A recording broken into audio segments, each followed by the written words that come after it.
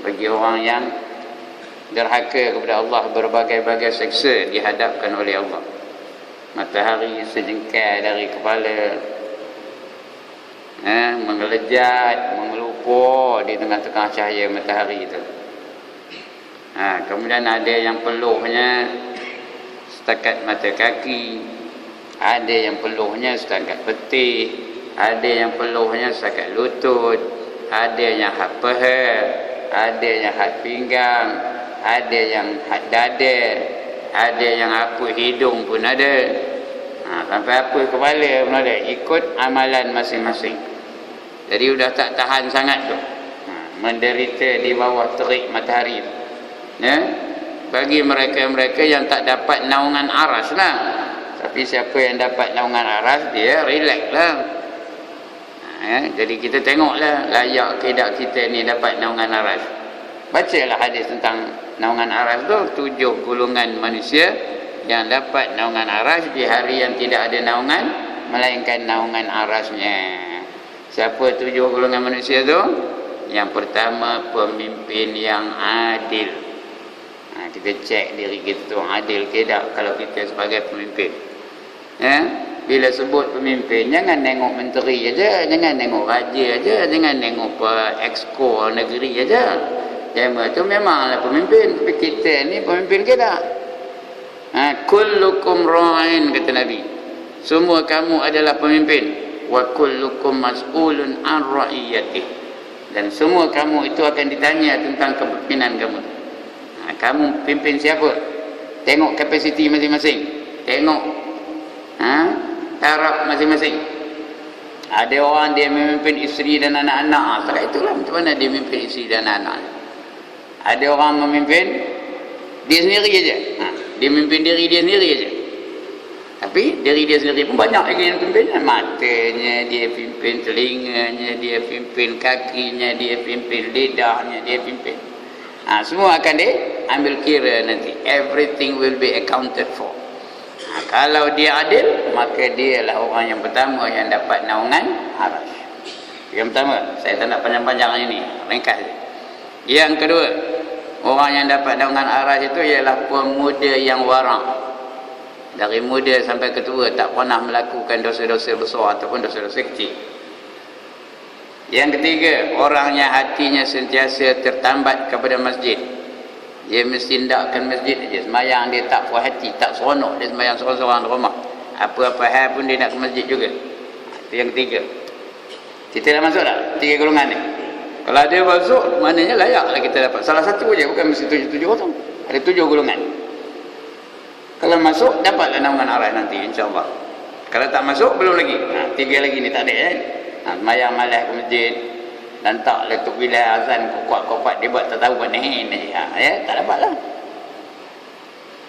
Yang keempat, orang yang sentiasa bangun di tengah-tengah malam bermunajat dengan Allah Subhanahu wa ta'ala sambil menangis-nangis. Itu yang keempat. Yang kelima, 2 golongan berjumpa dan berpisah semata-mata kerana Allah Ta'ala. Itu yang kelima. 2 golongan manusia atau 2 orang atau 2 golongan. Yang keenam, orang yang menafkahkan dengan tangan kanannya tanpa disedari oleh tangan kirinya. Dapatlah naungan aras. Yang ketujuh, iaitu seorang lelaki apabila diajak oleh seorang perempuan yang cantik, lagi ternama, masyhur, ajak buat maksiat tapi dia menolak kerana takutkan Allah. Itu 7 golongan yang dapat naungan aras. Yang lain tu semua mengelupur di bawah terik panas matahari, mengharapkan syafaat daripada mereka-mereka yang Allah izinkan syafaat. Ada orang-orang yang tertentu aja yang Allah izinkan memberi syafaat. Dalam hadis sebut yashfa'u yaumal qiyamah salasatun. Yang boleh memberi syafaat di hari kiamat ada 3 golongan. Al-anbiya 1, wal ulama 2, wasyuhada 3. Yang pertama nabi-nabi, rasul dan nabi dah termasuk rasul itu ya. Mereka itu semua boleh memberi syafaat. Kemudian ulama. Lepas nabi, ulama. Sebab itu tuan-tuan dan perempuan, jangan kita ikut emosi menghina ulama. Kerana ulama nanti kita harapkan memberi syafaat kepada kita di hari kiamat nanti. Kalau ulama-ulama kita hina, besok macam mana dia nak bagi syafaat kepada kita?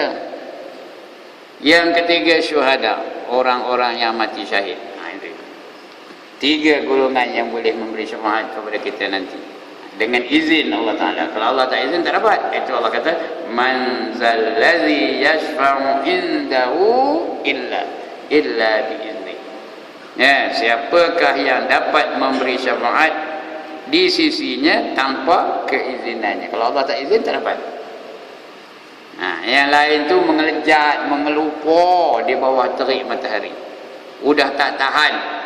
Manusia udah tak tahan kena mengelejat di bawah matahari itu, mereka minta supaya disegerakan hisabnya. Jadi minta, mula-mula minta pada Nabi Adam. Apa kata Nabi Adam?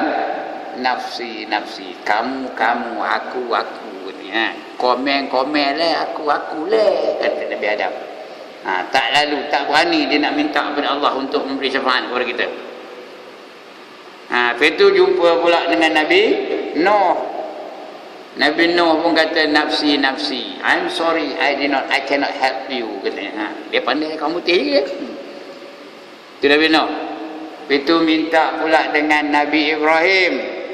Nabi Ibrahim pun kata nafsi, nafsi. Komen, aku. Udah 3 dah. Nabi Adam pun tak boleh nak tolong kita, Nabi Nuh pun tak boleh nak tolong kita, Nabi Ibrahim pun tak boleh tolong kita. Itu jumpa pula dengan Nabi Musa. Nabi Musa pun kata nafsi, nafsi. Tak boleh nak tolong komen, kata Nabi Musa. Lepas itu jumpa pula dengan Nabi Isa AS. Nabi Isa pun kata nafsi, nafsi. Tak boleh nak tolong komen, kata dia. Semua Nabi-Nabi sebelum itu tak boleh nak tolong kita. Sudahnya jumpa dengan Nabi Muhammad sallallahu alaihi wasallam. Nabi Muhammad pun minta doa kepada Allah Subhanahu wa taala dan dikabulkan doanya. Maka jadilah kita ni umat yang pertama dihisab oleh Allah Taala. Walaupun sepatutnya kita dihisab bila? Last sekali, kerana kita umat yang terakhir. Patutnya kita last lah. Tapi kita dibenarkan potong queue. Tahu ke potong queue? Kita jadi orang yang pertama, umat yang pertama dihisab oleh Allah Subhanahu wa taala. Hisab ini dipanggil syafa'atul kubra, syafaat yang besar sekali. Itu syafaat dari Nabi Muhammad. Syafaat yang besar sekali. Banyak jenis syafaat ni. Ini yang paling besar sekali. Dipanggil syafa'atul kubra. Selain daripada itu, ada syafaat-syafaat yang lain dari Nabi Muhammad sallallahu alaihi wasallam, ya. Ada syafaat-syafaat yang lain. Iaitu di antaranya apa? Orang tu dapat masuk syurga tanpa hisab. Orang tu dapat masuk syurga tanpa hisab. Itu yang kedua. Yang pertama tadi syafa'atul kubra. Yang kedua, beberapa golongan masuk syurga tanpa hisab. Juga ada 7 golongan. Saya tak cerita ni, lain kali lah kalau ada cerita, ya. 7 golongan yang masuk syurga tanpa hisab. Yang ketiga syafaat ni ialah dimasukkan ke dalam syurga walaupun patut neraka. Dengan syafaat Nabi, orang tu patut masuk neraka, tapi dia dimasukkan ke dalam syurga. Itu syafaat yang ketiga. Ndak ke tak ndak ni? Diam je tak nak ke? Ndak ke tak nak? Sekali lagi, ndak ke tak nak? Orang sana, ndak ke tak nak? Itu syafaat yang ketiga. Yang keempat, mengeluarkan dari neraka setelah dimasukkan orang-orang tu ke dalam neraka, dikeluarkan dari neraka dan masuk ke dalam syurga dengan syafaat Nabi SAW. Dia mula-mula masuk neraka, tapi dapat syafaat dari Nabi, keluar dari neraka, dapat masuk dalam syurga. Ada golongan yang begitu. Ndak ke dah? Tak ngapel lah ustaz, masuk neraka kejap, itu masuk juga syurga lepas itu. Ndak ke dah? Siapa ndak angkat tangan? Saya nak tengok mana kelapa orang. Tak nak angkat gambar. Ada kamera ni tau. masuk neraka dulu, tapi dengan syafaat Nabi akhirnya dapat juga masuk ke dalam syurga. Itu yang keempat. Yang kelima, menambahkan darjat ahli-ahli syurga. Ahli syurga ni ada darjat tau. Al-mufliqun, al-faizun, ashabul yamin, al-abrar, al-muttaqin. Lagi apa?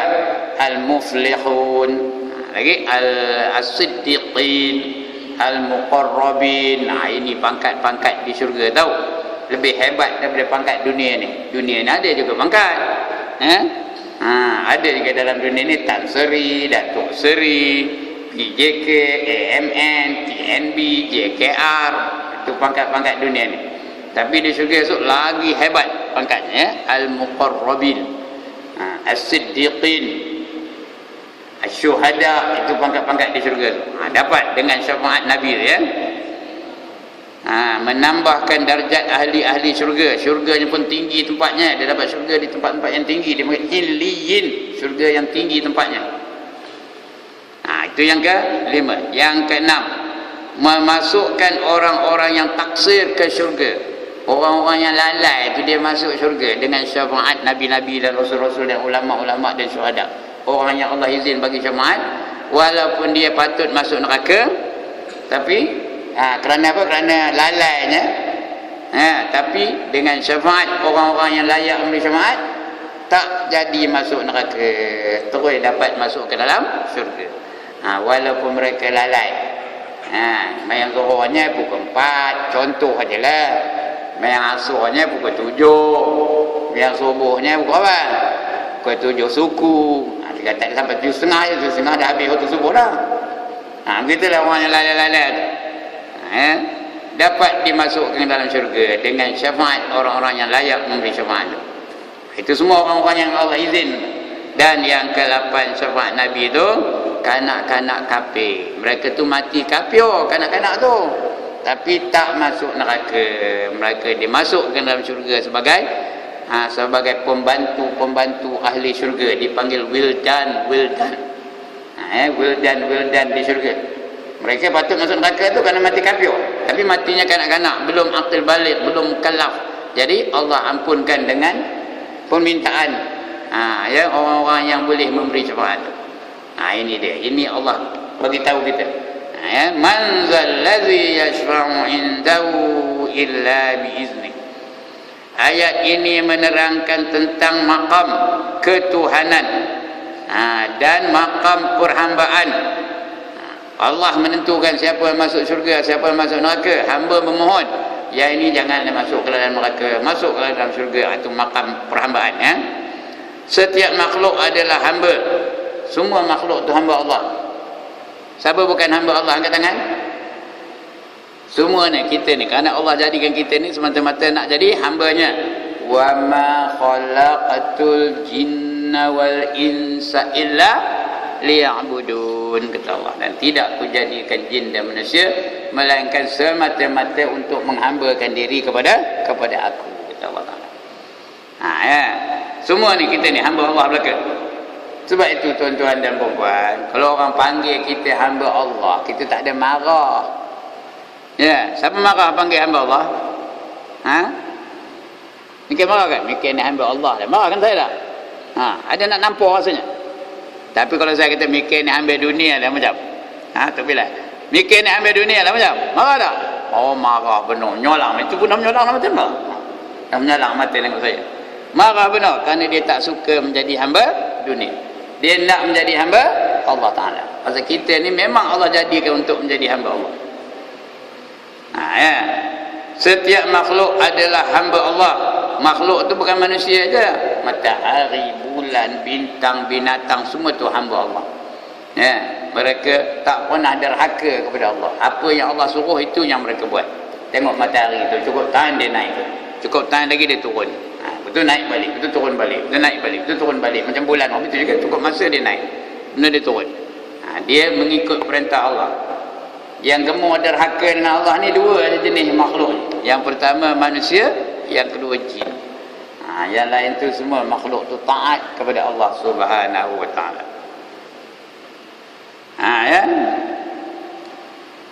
Jadi semua manusia, semua makhluk adalah hamba Allah, tidak lebih daripada itu. Ia tidak berhak memberi sesuatu syafaat di sisi Allah melainkan dengan keizinan Allah. Bila Allah izin baru dia boleh bagi syafaat. Nabi pun begitu juga. Nabi Muhammad tu kalau Allah tak izin dia tak boleh memberi syafaat.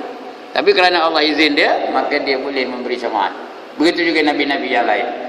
Begitu juga orang-orang beriman, kita ni betul boleh memberi syafaat ikut kapasiti kita lah. Wali-wali Allah boleh memberi syafaat dan sebagainya dengan izin Allah Ta'ala. Baik, akidah ini akidah ini, kepercayaan ini i'tiqad ini, i'tiqad bahawa kita ni tak boleh memberi syafaat kecuali dengan izin Allah, yang ini perkara yang ini meletakkan sempadan perbezaan di antara hakikat ubudiyah dengan hakikat rububiyah.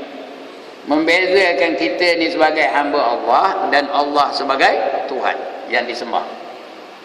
Tuhan tu hakikat ubudiyah. Artinya penyembahan yang kita nak sembah hanya Allah Ta'ala saja, yang kita nak takut hanya kepada Allah Ta'ala saja, yang kita nak tunduk dan patuh hanya kepada Allah Ta'ala saja, yang kita nak kasih hanya kepada Allah Ta'ala saja, yang kita nak serah diri hanya kepada Allah Ta'ala saja, yang lain tak boleh. Itu hakikat ubudiyah. Bukan ubudiyah, hakikat apa?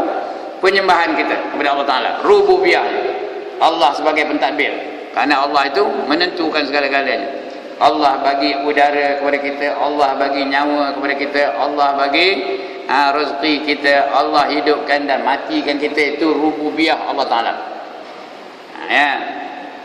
Kita ni sebagai hamba, kita ni semayang, kita ni menyembah Allah, kita ni kasihkan Allah, kita ni ikut perintah Allah, kita ni tunduk dan patuh kepada Allah. Itu rububiyah, tunduk dan patuh kepada Allah. Allah rububiyah, kita ubudiyah. Di mana hakikat hamba dan hakikat Tuhan tidak bercampur dan tidak sekutu sama sekali. Jangan kita menyekutukan Allah dengan sesuatu yang lain, tak sekutu sama sekali pada sifat ataupun pada mana-mana keistimewaan. Apa saja jangan kita samakan Allah dengan sesuatu yang lain daripada Allah Ta'ala. Kalau tidak masuk syurga, kalau tak hendak hiduplah, syiriklah. Siapa yang menyekutukan Allah, dia telah melakukan perbuatan syirik. Syirik tu tak masuk dalam syurga, tak diampunkan oleh Allah Ta'ala dosa syirik. Jadi jangan kita mensyirikkan Allah. Kalau nak merasa masuk syurga, faman kana yarju liqa'a rabbih falyamal amalan shalihan, lagi wala yusyrik bi ibadati rabbih ahada, kata Allah. Maka barang siapa berharap nak berjumpa dengan Tuhannya, nak jumpa Tuhan tak dapat di Batu Gajah ni, tak jumpa. Nak jumpa Tuhan tak ada di apa? Tak ada di Tanah Larang tu, tak ada. Nak jumpa Tuhan tak ada di apa? Di Tanjung Tualang. Nak jumpa Tuhan hanya di syurga nanti. Di syurga besok dapat berjumpa dengan Allah Ta'ala.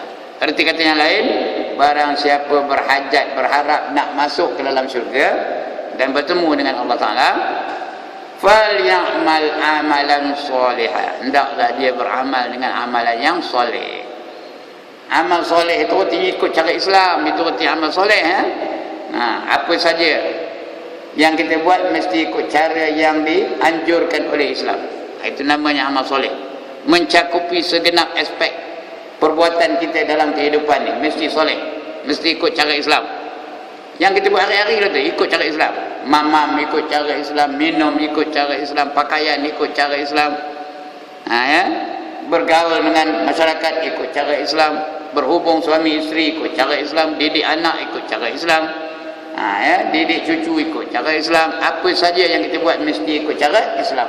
Itu namanya apa? Amalan solehah, amal yang soleh.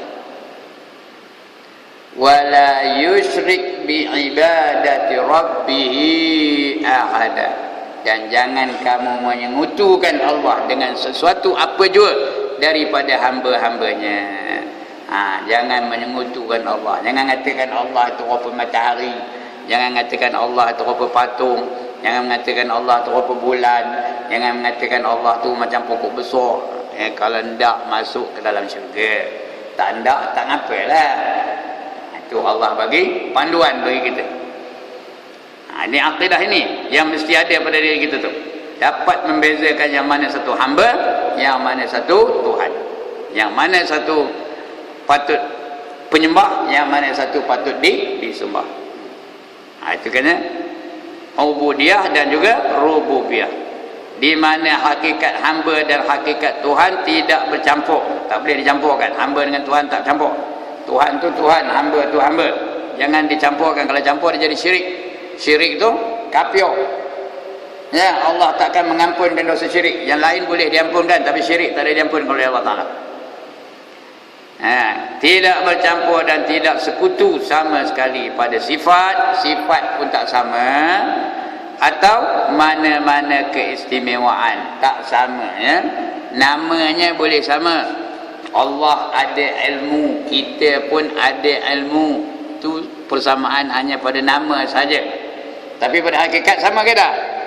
Ilmu kita dengan ilmu Allah serupa ke tak? Pandangan kita dengan pandangan Allah serupa ke tak? Pendengaran kita dengan pendengaran Allah serupa ke tak? Nama serupa, Allah melihat, kita melihat, tapi hakikatnya tak serupa. Itu dia, ya tuan-tuan. Lagi firman Allah sambung pada ayat tadi, ya. Ya'lamu ma baina aydihim wa ma khalfahum wa la yukhituna bi syai'in min ilmihi illa bima syaa'. Ya'lamu ma baina aydihim wa ma khalfahum wa la yukhituna bi syai'in min ilmihi illa bima syaa'. 5 harakat syaa' ya. Allah mengetahui apa yang di hadapan mereka dan apa yang di belakang mereka. Yang akan datang pun Allah tahu, yang sudah lepas pun Allah tahu. Kita tak tahu apa yang akan berlaku di depan kita ni. Siapa tahu apa akan berlaku sekarang lepas ni? Sejam lepas ni. Siapa tahu apa yang akan berlaku? Tak ada siapa pun yang tahu. Tapi Allah tahu. Yang di hadapan pun Allah tahu, yang di belakang pun Allah tahu. Riwayat kita semua orang tahu.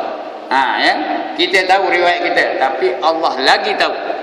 Riwayat hidup kita yang sudah-sudah. Tuan-tuan tak tahu riwayat hidup saya? Saya dulu apa, kerja apa. Siapa tak tahu? Tapi Allah tahu. Kehidupan kita yang sudah-sudah semua Allah tahu. Begitu juga yang akan datang. Apa jadi pada kita yang akan datang? Kita tak tahu, tapi Allah dah tahu. Ya'lamu ma, dia tahu. Ma apa? Baina aydihim, apa yang ada di hadapan mereka. Wa ma khalfahum, dan apa yang di belakang. Wala yukhituna bi syai'in min ilmihi illa bima syaa'.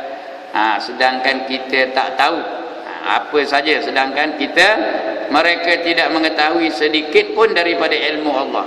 Apa yang ada di dalam diri Allah kita tak tahu. Ilmu Allah tu hanya Allah saja yang tahu.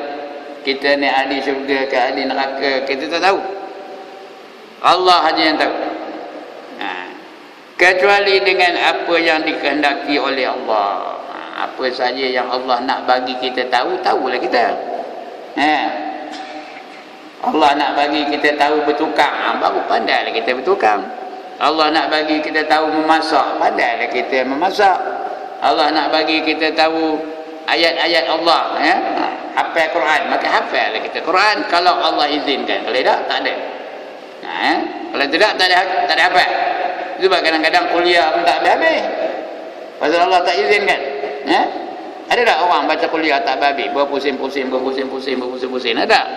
Wala ana abidum ma battum wala antum abiduna ma a'bud wala ana abidum ma battum wala antum abiduna ma a'bud wala ana abidum ma battum wala antum abiduna ma a'bud. Ada orang begitu. Mengapa ada? Kerana Allah tak izinkan dia meneruskan bacaannya. Itu wajah dia dapat. Mana buatnya? Ya. Semuanya kebolehan kita ni semua dengan izin Allah Ta'ala. Baru kita diberi kebolehan. Baru boleh kita melaksanakan apa saja yang kita kehendaki. Semua dengan izin Allah Ta'ala. Kalau Allah tak izinkan, tak adalah. Itu yang kadang-kadang dia baca watin pergi wal asri pergi. Ada kedah. Summa radadnahu asfala safilin illa allazina amanu wa amilus solihati wa tawasaw bil haqq. Lepas tu dah ngaruh kepala, bila pula aku baca wal asri? Ada kedah berlaku ni. Sini tak adalah. Kerana tu imam kita ni dah profesional, tak apalah. Tapi kalau baru-baru jangan main. Selalu tersangkut aja. Jadi kenapa? Kerana Allah izinkan. Kalau Allah tak izinkan, sampai bila tersangkut? Tak maunya habis-habis. Itu dia. Kerana apa saja pun berlaku, boleh dilakukan dengan izin Allah Ta'ala saja. Kalau tak ada ya. Ayat ini mengisbatkan. Apa arti mengisbatkan? Apa arti isbat? Ya Allah, dah galak benar dah nyebutnya ni. Mengisbatkan apa? Tak ada seorang nak jawab pun. Apa arti mengisbatkan? Diam lagi. Dah 3 kali nanya. Apa arti mengisbatkan? Menghe'ekan. Tahu ke menghe'ekan? Ya Allah. Allah itu berkuasa. Apa jawab? Sekali lagi. Allah itu mendengar. Apa jawab? Tak dengar pun. Allah itu melihat. Apa jawab? Dah pandai. Baru pandai. Mengisbat tu berarti menghe'ekan. Allah itu sentiasa mengetahui. Apa jawab? Pandai pun. Itu berarti mengisbatkan, mengiyakan, menetapkan. Kalau bahasa apanya, menetapkan ya. Allah ini mengisbatkan bahawa ilmu Allah meliputi masa. Allah tidak terhad dengan masa. Bila-bila masa pun Allah tahu. Tempat dan segala sesuatu, semua Allah tahu. Allah tak perlukan masa, Allah tak perlukan tempat, Allah tak perlukan apa saja. Semua Allah tahu. Semua Allah tahu. Yang tak ada pun Allah tahu. Benda yang mustahil itu pun Allah tahu. Seperti perkara yang mensyirikkan Allah, benda itu tak ada tapi Allah tahu. Syarikul bari, yang itu ya, kita tak tahu, benda itu tak ada tapi Allah tahu. Lebih-lebih lagi yang wajib tu Allah tahu. Mana rupa dirinya, mana rupa sifatnya, mana rupa perbuatannya, Allah tahu belaka tu. Itu ilmu Allah. Tak ada yang terlindung dari pengetahuan Allah Ta'ala. Itu sebab takluknya takluk inkishaf namanya. Inkishaf tu berarti tembus. Apa saja menembusi pengetahuan Allah Subhanahu Wa Ta'ala. Tak ada apa benda yang Allah tak tahu. Itu namanya takluk inkishaf. Bagi mereka yang ada mengaji tauhid lah ya. Itu istilah itu. Juga menerangkan kelemahan makhluk serta kekurangan ilmu mereka, iaitu sekadar apa yang diberikan oleh Allah sahaja. Ilmu kita ni setakat mana yang diizinkan oleh Allah je. Tak ada banyak mana pun ilmu kita ni. Sebab itu tak payahlah nepuk dada ya. Tak payahlah kembang dengan ilmu dia tu. Tak payahlah dia, walaupun dia graduate, walaupun dia PhD, walaupun dia macam mana, setinggi mana pun kelulusannya, ilmunya hanya sekadar yang diizinkan oleh Allah Ta'ala. Kalau Tuhan tak izin, tak tahu dia. Simple question pun dia tak boleh jawab kalau Allah tak izinkan. Ya? Kalau dia tahu, maknanya Allah izin kalau tu. Kadang-kadang kita soal yang mudah-mudah pun tak boleh jawab. Nak test tak? Nak test ke tak? Biar saya test. Boleh jawab tak? 1 campur 2 kali 3 berapa? Udah diam lagi. Mana tak boleh jawab lah tu? Sekali lagi. 1 campur 2 kali 3 berapa? Sekali, kuat-kuat jawab. 1 campur 2 kali 3. Berapa? Ada yang 7, ada yang 9. Yang mana betul? 7 ke 9? Udah. Ini cikgu matematik dulu ni tau. 1 campur 2 kali 3. 7 ke 9? Jawabnya 7. Salah 9 tu. Mana boleh jadi 7? Bila ada soalan matematik yang darab tu dengan campur dalam satu soalan, kita buat yang mana dulu? Darab dulu. Apa darab apa buat dulu? Apa darab apa? 2 kali 3 berapa? 6 campur 1. 6 campur 1 berapa? Siapa jawab 9 tadi? Orang sana saya dengar 9 tadi. Yang dalam. Bukan tak ada cikgu tu, ada cikgu dalam tu. Ada, tapi tak betul. Kerana Allah tak izinkan ilmu itu pada dia. Bukan nak mengatakan saya pandai dah. Nak mengatakan apa yang kita tahu tu hanya sekadar apa yang diizinkan oleh Allah Ta'ala. Kalau Allah tak izinkan, jawapannya mesti salah. Nak membuktikan bahawa ilmu tu hanya dari Allah Ta'ala saja. Itu dia membuktikan tu ya. Jadi itu mengisbatkan ya.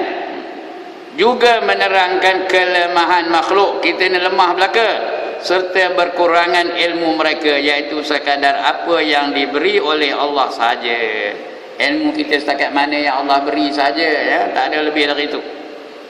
Muslim yang beriman pada ilmu Allah yang meliputi ini dan selalu mengingatinya dalam hati, ia sentiasa hidup dalam keadaan muraqabah ni artinya mengintai-ngintai kebaikan. Itu namanya muraqabah. Dalam bahasa mudah kita, you plan your activities for the day. Itu namanya muraqabah. Pagi-pagi kita kena muraqabah. Apa nak buat pagi ni? Dah bangkit dari tidur tu, jangan pergi buat apa-apa dulu. Rancang dulu kehidupan kita hari ni. Sekarang aku nak ke mana? Nak sembahyang subuh di mana? Lepas sembahyang subuh aku nak buat apa? Nak minum kopi di mana? Nak jumpa dengan siapa?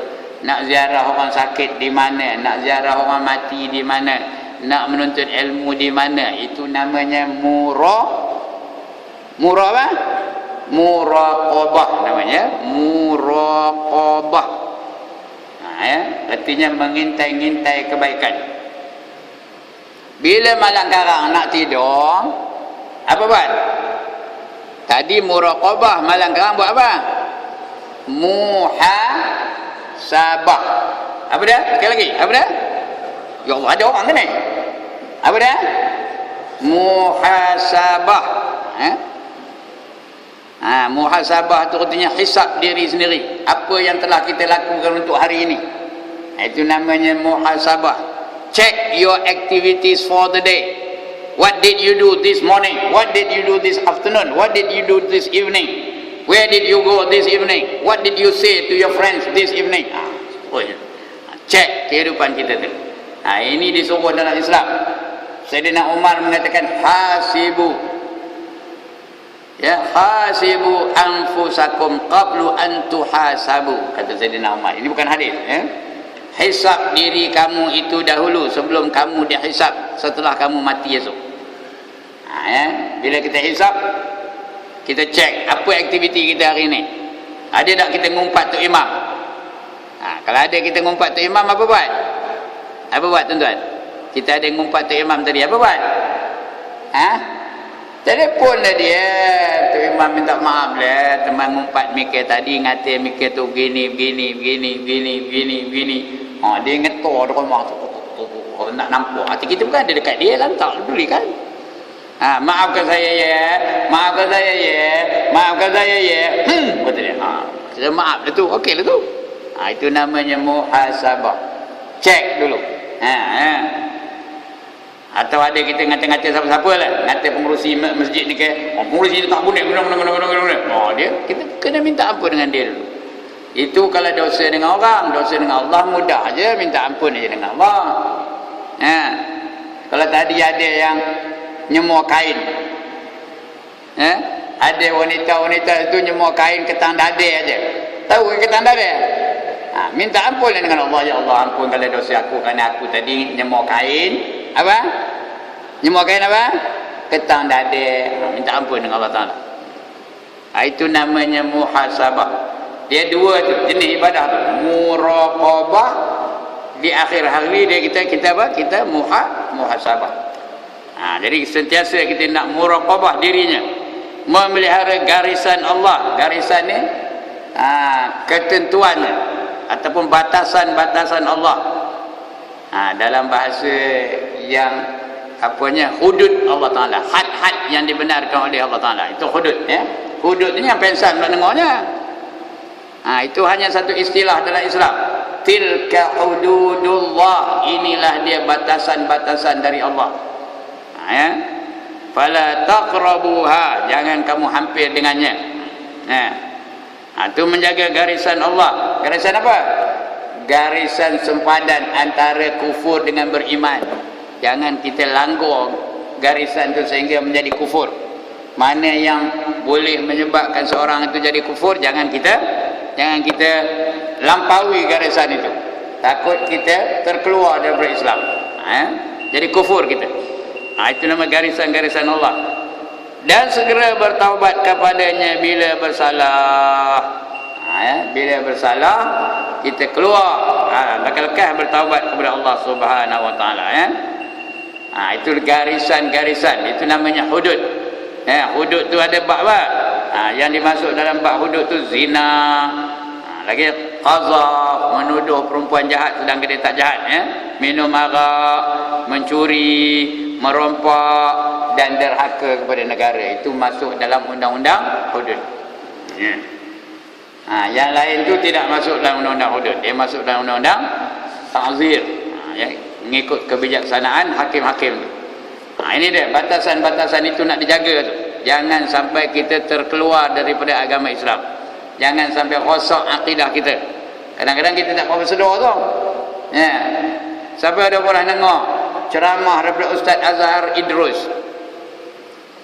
yang mengatakan bahawa orang-orang yang merayakan hari ibu tu dia telah melakukan syirik. Ada pernah dengar? Dengarlah. Jangan dengar lagu je kerjanya. Dia telah melakukan syirik kerana dia telah merayakan agama yang dirayakan oleh orang-orang Kristian. Dia menyamai dengan perayaan orang Kristian. Hari ibu ni diasaskan oleh seorang Kristian namanya Anna Jarvis. Anna Jarvis. Dia yang mengasaskan hari ibu. Dia telah mengadakan satu perayaan di Amerika Syarikat tahun 1908. 10 hari bulan 5 tu dia ambil tarikh 10 bulan 5 tu. Hari Jumaat sudah. Hari Jumaat ke sebelum bukan? Hari Jumaat Sabtu Ahad sudah. 10 hari bulan 5 tu. Dia buat di gereja. Nama gerejanya St. Andrews Methodist Church untuk merayakan hari ibu. Dan hari itu diiktiraf oleh seluruh dunia. Hari ini sampai 10.5 semua satu dunia ni merayakan hari ibu, termasuk orang-orang Islam sendiri merayakan hari ibu. Sebenarnya ibu ni kita patut merayakannya bila? 10 bulan 5 kan? Bila? Hari-hari, setiap masa, setiap ketika, setiap detik, bukan mengambil satu hari tertentu untuk merayakan hari ibu. Sebab itu orang yang specialize mengambil 10 bulan 5 saja untuk merayakan hari ibu, mereka menyerupai perayaan orang-orang Kristian. Apa kata Nabi? Man tashabbaha biqaumin fahuwa minhum. Siapa yang menyerupai satu kaum, jadilah dia kaum itu. Yang ini batasan-batasan lah ni kita nak jaga. Takut kita terlibat pula. Kau selama ini kita melibatkan diri kita dalam hal-hal itu. Begitu juga ada orang merayakan 14 Februari. Hari apa tu? 14 Februari itu hari apa? Hari Valentine's Day kata dia. Siapa merayakan Valentine's Day itu, dia merayakan kejatuhan kerajaan Islam di Spanyol. Tahu? One more time, kau tak apa dengar. Siapa merayakan hari Valentine, dia telah merayakan kejatuhan Islam di Spanyol. Kerana Islam itu jatuh di Spanyol pada 14 hari bulan Februari tahun 1492. Kekalahan tentera Islam di bawah seorang padri, padri Kristian namanya Saint Valentino. Dari bulan Valentino tu datangnya Valentine. Ditukar kepada hari kekasih katanya. Tak usahlah merayakan pada hari kasih itu bila-bila pun boleh. Jangan ambil tarikh itu aja. Ini yang banyak kita tak sedar. Sedangkan orang Kristian tak pernah pun merayakan Maulud Nabi, ada? Ada orang Kristian merayakan Isra Mi'raj, ada? Ada? Yang kita nak merayakan benar agama dia apa? Beraya benar. Ngantor Valentine's Day kepada isterinya, kepada kasihnya, kepada girlfriendnya dan sebagainya. Inilah yang banyak kita tak sedar ni. Batasan-batasan ni banyak kita langgar. Kita tak sangka benda ni boleh merosakkan akidah kita. Kena jaga baik-baik yang tu. Okey, udah lah tu. Kan panjang benar cerita itu. Kesedaran manusia tentang hakikat dirinya dan nikmat-nikmat Allah yang dikurniakan kepadanya, umum menemui kebenaran. Untuk menemui kebenaran akan menjadi ia bersyukur kepada Allah dan menjauhi daripada sifat angkuh dan sombong. Menjauhi daripada sifat angkuh dan sombong. Kenapa? Dia tidak semuanya apa saja yang dimilikinya, apa saja keistimewaan yang ada pada dia, siapa yang bagi? Allah yang bagi, bukan dia memilikinya dah. Allah yang bagi sebagai amanah. Jadi tak adalah dia nak sombong. Walaupun dia ilmunya tinggi, walaupun dia pangkatnya besar, walaupun dia kaya raya, siapa bagi kekayaan? Allah bagi kekayaan. Dia sedarnya ni, semuanya datang dari Allah Ta'ala. Firman Allah Ta'ala lagi, wasi'a kursiyuhu samawati wal arda wa la ya'uduhu hifdhuhuma wa huwal aliyyul azim. Kursi Allah meliputi langit dan bumi. Luas benar kursi Allah tu. Wasi'a kursi. Wasi'a tu dan luas. Wasi'a, luas benar kursi Allah Ta'ala tu. Kursi tu, kursi lah macam saya duduk ni, kursi lah. Dia lambang kepada kerajaan Allah Ta'ala. Itu kursi Jadi kerajaan Allah Ta'ala tu amat luas. Memenuhi langit dan bumi. Allah berkuasa di langit, Allah juga berkuasa di bumi.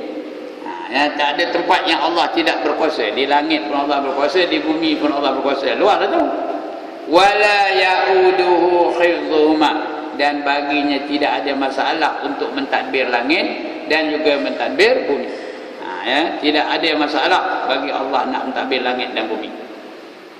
Kursi Allah meliputi langit dan bumi dan Allah tidak merasai berat. Artinya tak ada masalah lah tau. Memelihara kedua-duanya. Apa kedua-dua tu? Langit dan bumi. Tak ada masalah bagi Allah. Ayat ini membuktikan kesempurnaan kudrah Allah. Kerana Allah tu sifatnya sempurna, kudrahnya pun sempurna, iradahnya pun sempurna. Apa saja yang dimiliki Allah semuanya sempurna berlaku. Agama Allah adalah sempurna. Al-yawma akmaltu lakum dinakum, kata Allah, pada hari ini aku telah sempurnakan agama kamu bagi kamu. Wa atmamtu alaikum nikmati, dan aku telah cukupkan nikmat aku untuk kamu. Wa raditu lakumul islam madina, redalah aku Islam tu sebagai anutan bagi kamu, kata Allah Ta'ala. Jadi sudah ada kita ni anutan yang sempurna, agama yang sempurna, cara hidup yang sempurna. Sudah perfect, mengapa kita tidak cara hidup lain? Islam is already perfect. Why do you want to go for other methods which are not necessarily perfect? Faham kita baca komputer ni? Sudah tentu Islam itu dah sempurna. Mengapa tidak sesuatu lain yang tak tentu sempurnanya? Sebab itu Allah itu sempurna, sifat yang sempurna, zat yang sempurna, perbuatan yang sempurna, segala-galanya yang sempurna. Kenapa kita nak cari yang lain, sistem lain, metod lain, cara? Membuktikan kesempurnaan kudrah Allah Ta'ala dan juga sifat-sifat yang lain. Kemudian Allah mengakhiri ayat kursi ini dengan menyebut dua namanya, iaitu Aliyu Al-Azimu. Al-Aliyu Al-Azimu, yang maha tinggi Yang maha tinggi dan juga yang maha agung. Allah itulah yang maha tinggi dan Allah itu juga yang maha agung. Maha tinggi itu bukan tinggi pokoknya, bukan tinggi gunung. Maha tinggi itu darjat Allah Ta'ala itu maha tinggi, paling tinggi, terlalu tinggi. Dan maha agung berarti maha besar. Darjatnya maha besar, maha agung. Dan dialah yang maha tinggi lagi, maha besar. Al-Aliyu artinya Allah mempunyai sifat ketinggian di atas makhluk. Siapa lebih tinggi darjatnya? Makhluk ke Allah, Allah lebih tinggi mengatasi darjat makhluk. Siapa berlumba-lumba untuk mendapatkan makam Allah, ia akan dihina oleh Allah. Itu sebab dilarang kita itu supaya takabur, dilarang kita meninggikan diri,